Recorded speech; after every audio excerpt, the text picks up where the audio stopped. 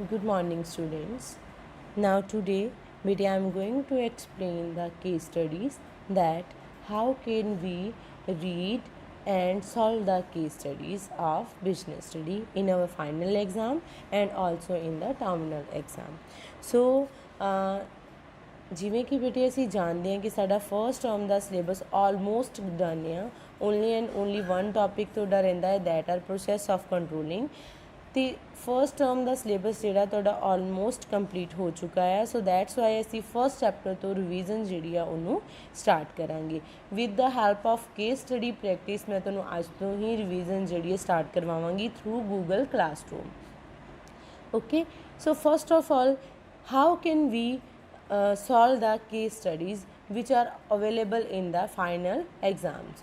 So let us start with ਬੇਟੇ ਕਿਵੇਂ ਅਸੀਂ ਕੇਸ ਸਟੱਡੀਜ਼ ਨੂੰ ਸੋਲਵ ਕਰਾਂਗੇ ਫਸਟ ਆਫ ਆਲ ਬੇਟੇ ਤੁਸੀਂ ਕੇਸ ਸਟੱਡੀ ਨੂੰ ਦੇਖੋਗੇ ਤੁਸੀਂ ਕੇਸ ਸਟੱਡੀ ਦੇ ਵਿੱਚ ਦੇਖੋਗੇ ਕਿ ਤੁਹਾਨੂੰ ਇੱਕ ਪੈਰਾਗ੍ਰਾਫ ਦਿੱਤਾ ਹੋਏਗਾ ਓਕੇ ਲਾਈਕ ਦੈਟ ਉਸ ਤੋਂ ਬਾਅਦ ਤੁਹਾਨੂੰ ਕੇਸ ਸਟੱਡੀ ਦੇ ਵਿੱਚ ਕੁਐਸਚਨਸ ਪ੍ਰੋਵਾਈਡ ਕਰਵਾਏ ਗਏ ਹੋਣਗੇ ਤੁਸੀਂ ਜਦੋਂ ਵੀ ਕੇਸ ਸਟੱਡੀ ਨੂੰ ਸੋਲਵ ਕਰਨਾ ਆ ਕੇਸ ਸਟੱਡੀ ਨੂੰ ਸੋਲਵ ਕਰਨ ਤੋਂ ਪਹਿਲਾਂ you all must read the question of the case study ਸਭ ਤੋਂ ਪਹਿਲਾਂ ਬੇਟੇ ਤੁਸੀਂ ਆਪਣਾ ਜਿਹੜਾ ਪੈਰਾਗ੍ਰਾਫ ਆ ਉਹਨੂੰ ਰੀਡ ਆਊਟ ਨਹੀਂ ਕਰੋਗੇ ਤੁਸੀਂ ਸਾਰੇ ਸਟੂਡੈਂਟ ਜਿਹੜੇ ਹੋ ਕੀ ਕਰੋਗੇ ਫਸਟ ਆਫ ਆਲ ਤੁਸੀਂ ਆਪਣਾ ਜਿਹੜਾ ਕੁਐਸਚਨਸ ਦਿੱਤੇ ਹੋਣਗੇ ਕੇਸ ਸਟੱਡੀ ਦੇ ਨੀਚੇ ਉਹਨਾਂ ਨੂੰ ਰੀਡ ਕਰੋਗੇ ਫॉर ਐਗਜ਼ਾਮਪਲ ਬੇਟੇ identify the level of management at which Ashutosh Goenka was working so ਹੁਣ ਦੇਖੋ ਬੇਟੇ ਕੁਐਸਚਨ ਤੋਂ ਸਾਨੂੰ ਇਹ ਪਤਾ ਚੱਲਦਾ ਪਿਆ ਕਿ ਕੇਸ ਸਟੱਡੀ ਦੇ ਵਿੱਚ ਅਸੀਂ ਲੱਭਣਾ ਕੀ ਆ ਅਸੀਂ ਕੀ ਲੱਭਣਾ ਆ ਲੈਵਲ ਆਫ ਮੈਨੇਜਮੈਂਟ ਅਤੇ ਸਾਨੂੰ ਨੌਲੇਜ ਆ ਕਿ ਲੈਵਲ ਆਫ ਮੈਨੇਜਮੈਂਟ ਕਿਹੜੇ ਹੁੰਦੇ ਨੇ ਵਨ ਇਜ਼ ਆ ਟੋਪ ਸੈਕਿੰਡ ਇਜ਼ ਆ ਮਿਡਲ ਐਂਡ ਲਾਸਟ ਇਜ਼ ਆ ਲੋਅਰ ਮਤਲਬ ਸਾਨੂੰ ਇਹ ਪਤਾ ਚੱਲ ਗਿਆ ਕਿ ਅਸੀਂ ਇਹਨਾਂ ਤਿੰਨਾਂ ਦੇ ਵਿੱਚੋਂ ਆਪਣਾ ਆਨਸਰ ਜਿਹੜਾ ਆ ਇੱਥੇ ਪ੍ਰੋਵਾਈਡ ਕਰਵਾਉਣਾ ਹੈ okay so second state 3 other function being performed by Ashutosh Goenka ਹੁਣ ਇਹਦੇ 'ਚ ਸਾਨੂੰ ਕੀ ਪਤਾ ਚੱਲਦਾ ਪਿਆ ਕਿ ਇੱਕ ਫੰਕਸ਼ਨ ਜਿਹੜਾ ਹੈ ਨਾ ਉਹ ਆਲਮੋਸਟ ਇਸ ਪੈਰਾਗ੍ਰਾਫ ਦੇ ਵਿੱਚ ਦਿੱਤਾ ਹੋਏਗਾ ਫੰਕਸ਼ਨ ਆਫ ਇਹਦੇ ਵਿੱਚ ਅਸੀਂ ਕੀ ਲੱਭਣਾ ਆ function of level of management ਇਹਦੇ ਵਿੱਚ ਅਸੀਂ ਕੀ ਲੱਭਾਂਗੇ ਫੰਕਸ਼ਨ ਅਤੇ ਸਾਨੂੰ ਇਹ ਵੀ ਪਤਾ ਚੱਲ ਗਿਆ ਕਿ ਇੱਕ ਫੰਕਸ਼ਨ ਆਲਰੇਡੀ ਸਾਨੂੰ ਦਿੱਤਾ ਹੋਏਗਾ ਅਤੇ ਅਸੀਂ ਉਸ ਤੋਂ ਬਾਅਦ 3 ਅਦਰ ਫੰਕਸ਼ਨਸ ਜਿਹੜੇ ਆ ਉਹ ਫਾਈਂਡ ਆਊਟ ਕਰਨੇ ਆ ਕਿ ਲੋਅਰ ਲੈਵਲ ਦੇ ਜਾਂ ਟੋਪ ਲੈਵਲ ਦੇ ਜਾਂ ਮਿਡਲ ਲੈਵਲ ਦੇ ਕਿਹੜੇ ਫੰਕਸ਼ਨਸ ਜਿਹੜੇ ਹੁੰਦੇ ਨੇ ਜਿਹੜੇ ਕਿ ਉਹ ਈਜ਼ੀਲੀ ਪਰਫਾਰਮ ਕਰਦੇ ਨੇ ਓਕੇ ਆਫਟਰ ਦੈਟ ਬੇਟੇ you can read out the case study for example Ashutosh Goenka was working in X Limited, a company manufacturing air purifiers.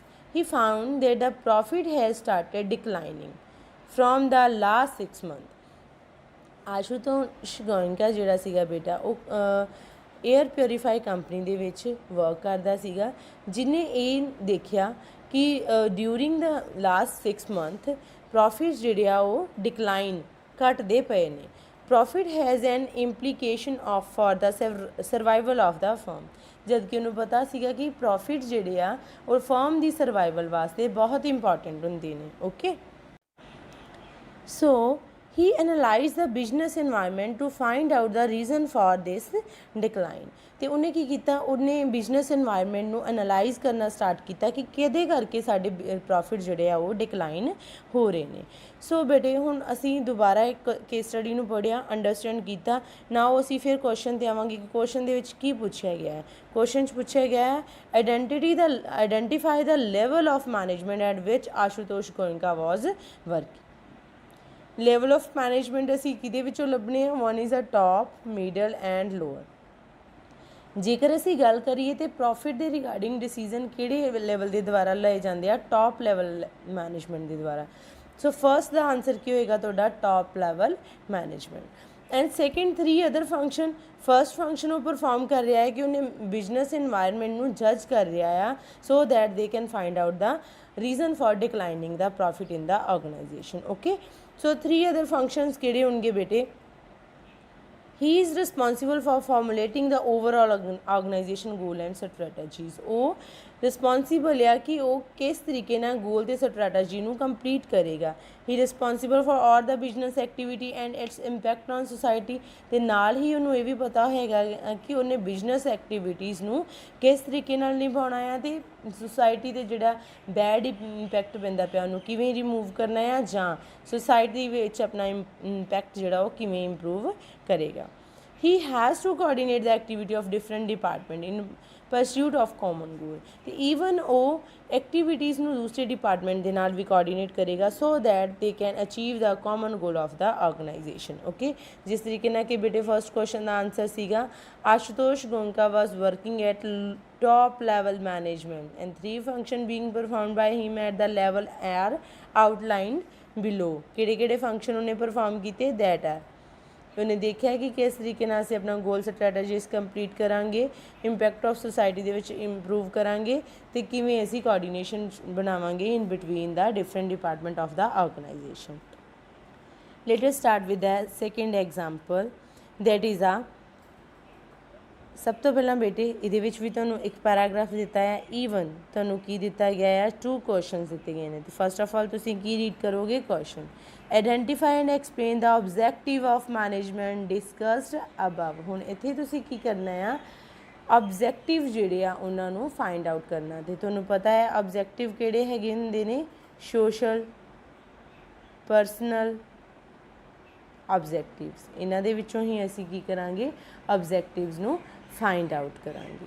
Okay, so state any 2 values which the company wanted to communicate to the society। ਦੇ even ਇਸੇ paragraph ਦੇ ਵਿੱਚੋਂ ਅਸੀਂ ਇਹ find out ਕਰਨਾ ਆ ਕਿ ਕਿਹੜੀਆਂ 2 ਵੈਲਿਊਜ਼ ਆ ਜਿਹੜੀਆਂ ਕੰਪਨੀ ਕਮਿਊਨੀਕੇਟ ਕਰਨਾ ਚਾਹੁੰਦੀ ਹੈ to the society। Okay, so let us start with the case study ਬੇਟੇ। XYZ Power Limited set up a factory for manufacture solar lighting in a remote village as there was no reliable supply of electricity in rural area। ਉਹਨਾਂ ਨੇ ਕੀ ਕਿਹਾ ਕਿ XYZ ਜਿਹੜੀ power limited ਸੀਗੀ ਨੇ ਉਹ factory solar factory ਜਿਹੜੀ ਆ ਮੈਨੂਫੈਕਚਰ ਕਰਨਾ ਚਾਹੁੰਦੀ ਹੈ ਇੱਕ ਵਿਲੇਜ ਦੇ ਵਿੱਚ ਜਿੱਥੇ ਇਲੈਕਟ੍ਰੀਸਿਟੀ ਦੀ ਸਪਲਾਈ ਨਹੀਂ ਹੈਗੀ। The revenue owned by the company was sufficient to cover the cost and the risk. ਅਤੇ ਉਹ ਮਤਲਬ ਉਹਨਾਂ ਕੋਲ ਰੈਵਨਿਊ ਜਿਹੜਾ ਉਹਨਾਂ ਨੂੰ ਚਾਹੀਦਾ that R sufficient. As the demand of lightning was increasing day by day, the company decided to increase production to generate higher sales। ਅਤੇ ਉਹ ਕੀ ਕਰਦੇ ਪਏ ਨੇ ਕਿ ਉਹਨਾਂ ਨੂੰ ਪਤਾ ਹੈ ਕਿ ਡਿਮਾਂਡ ਇਨਕਰੀਜ਼ ਹੋ ਰਹੀ ਆ ਅਤੇ ਉਹਦੇ ਨਾਲ ਹੀ ਜਿਹੜੀ ਅਸੀਂ ਕਰਨੀ ਆ ਆਪਣੀ ਡਿਮਾਂਡ ਜਿਹੜੀ ਹੈ ਤੁਹਾਡੀ ਮਤਲਬ ਇਨਕਰੀਜ਼ ਹੋ ਰਹੀ ਆ ਅਤੇ ਉਹਦੇ ਨਾਲ ਹੀ ਉਹਨਾਂ ਨੇ ਡੇ ਬਾਏ ਡੇ ਇਨਕਰੀਜ਼ ਦਾ ਕਰਕੇ ਉਹਨਾਂ ਨੇ ਪ੍ਰੋਡਕਸ਼ਨ ਜਿਹੜੀ ਜਨਰੇਟ ਕੀਤੀ ਨਾ ਉਹਨੂੰ ਹਾਇਰ ਲੈਵਲ ਦੇ ਉੱਪਰ ਜਨਰੇਟ ਕੀਤਾ। ਓਕੇ, ਹਾਇਰ ਸੇਲਸ ਦੇ ਉੱਪਰ। ਫॉर ਦਿਸ ਦੇ decide the employee people from the near by village as very ਫਿਊ job opportunities. Even ਕਿ ਉਹਨਾਂ ਨੂੰ ਜੋਬ ਓਪਰਚੁਨਿਟੀਜ਼ ਵੀ ਅਵੇਲ ਹੋਣਗੀਆਂ ਜਿਹੜੇ ਨੀਅਰ ਬਾਏ ਦਾ ਵਿਲੇਜਰਸ ਨੇ। And the company also decide to open school and crèches for the children of its employee। ਤੇ ਨਾਲ ਹੀ company ਨੇ ਇਹ ਵੀ ਕਿਹਾ ਕਿ ਜਿਹੜੇ ਦੇ ਇੰਪਲੋਈਜ਼ ਹੋਣਗੇ ਉਹਨਾਂ ਵਾਸਤੇ ਸਕੂਲ ਅਤੇ ਕਰਚਿਜ਼ ਫॉर the children's ਵੀ ਪ੍ਰਪੇਅਰ ਕੀਤੇ ਜਾਣਗੇ। ਓਕੇ, ਸੋ ਬੇਟੇ ਜਦੋਂ ਅਸੀਂ ਗੱਲ ਕਰੀਏ ਫਸਟ ਸਾਡੇ ਕੁਐਸਚਨ ਦੀ ਤਾਂ that are called identify the explain and objective of management discuss above. ਹੁਣ ਜੇਕਰ ਅਸੀਂ ਗੱਲ ਕਰੀਏ ਤਾਂ company day to day sales increase ਕਰਦੀ ਪਈ ਹੈ at a higher rate. It means ਉਹ ਕਿਹੜਾ ਆਬਜੈਕਟਿਵ ਕੰਪਲੀਟ ਕਰਦੀ ਪਈ ਹੈ that are called organizational objective ਜਿਹਦੇ ਵਿੱਚ ਉਹਨੂੰ ਜ਼ਿਆਦਾ ਤੋਂ ਜ਼ਿਆਦਾ ਪ੍ਰੋਫਿਟ ਜਿਹੜੇ ਉਹ ਹੋਣ। ਅਤੇ ਸੈਕਿੰਡਲੀ ਉਹ ਜੋਬ ਓਪਰਚੁਨਿਟੀ ਪ੍ਰੋਵਾਈਡ ਕਰਵਾ ਰਹੀ ਹੈ ਫॉर ਦਾ ਵਿਲੇਜਰ ਅਤੇ ਉਹਦੇ ਵਾਸਤੇ ਉਹ ਕਿਹੜਾ ਕਰਦੀ ਪਈ ਹੈ ਸੋਸ਼ਲ ਸੋ ਦੈਟ ਕਿ ਸੁਸਾਇਟੀ ਨੂੰ ਵੀ ਬੈਨੀਫਿਟ ਹੋਵੇ ਉਹ ਕੰਪਨੀ ਨੂੰ ਓਪਨ ਕਰਨ ਦਾ। ਓਕੇ, ਸੋ ਨਾਲ ਹੀ ਸੈਕਿੰਡ ਕੁਐਸਚਨ ਦੇ ਵਿੱਚ ਆਏਗਾ ਸਟੇਟ ਐਨੀ 2 ਵੈਲਿਊਜ਼। ਇੱਕ ਤਾਂ ਉਹ ਵਿਲੇਜਰਸ ਨੂੰ ਪ੍ਰਮੋਟ ਕਰਦੀ ਪਈ ਹੈ ਜੋਬ ਓਪਰਚੁਨਿਟੀਜ਼ ਪ੍ਰੋਵਾਈਡ ਕਰਵਾਉਂਦੀ ਪਈ ਹੈ ਈਵਨ ਉਹਨਾਂ ਨੂੰ ਸੁਸਾਇਟੀ ਦੇ ਵਿੱਚ ਉਹਨਾਂ ਨੂੰ ਇੱਕ ਵਧੀਆ ਇਨਵਾਇਰਮੈਂਟ ਵੀ ਪ੍ਰੋਵਾਈਡ ਕਰਵਾ ਰਹੀ ਹੈ। Okay, so let us start with the answer. So ਬੇਟੇ ਫਸਟ ਸੀਗਾ ਇਹਦਾ objective organisation and social. Organisation ਕਿਉਂਕਿ ਉਹਨੇ ਆਪਣੇ ਇੰਪਲੋਈਜ਼ ਦੇ ਵਾਸਤੇ ਵੀ ਪ੍ਰੋਫਿਟ ਗਰੋਥ ਵਾਸਤੇ ਵੀ ਸੋਚਿਆ ਕਿ ਹਾਇਰ ਸੇਲ ਰੱਖਾਂਗੇ ਜਿਹਦੇ ਨਾਲ ਸਾਡੇ ਇੰਪਲੋਈਜ਼ ਨੂੰ ਜ਼ਿਆਦਾ ਸੈਲਰੀ ਦਿੱਤੀ ਜਾਏਗੀ ਅਤੇ ਪ੍ਰੋਫਿਟ ਵੀ ਜ਼ਿਆਦਾ ਹੋਣਗੇ। सोशल ऑब्जैक्टिव क्यों है, क्योंकि उन्होंने ईको फ्रेंडली मैथड यूज़ किया जिहदे वीकर सैक्शनस नूं सोसाइटी दे विच इंप्लॉयमेंट अपॉर्चुनिटी प्रोवाइड करवाई ते ईवन उन्होंने लिटरेसी नूं भी प्रमोट किया। ओके, सेकेंड टू वैल्यूज़ किहड़ियां बेटे, एक तो रूरल डेवलपमेंट, एक प्रमोटिंग इलिटरेसी। रूरल डेवलपमेंट अगर इंफॉर्मेशन मतलब जॉब प्रोवाइड करवाएगी तो पीपल्स की डेवलपमेंट होएगी।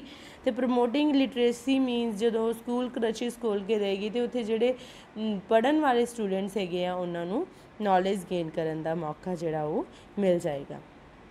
सो बेटे this is the way of case study कि किस तरीके नाल असीं केस स्टडीज़ नूं सॉल्व करना है।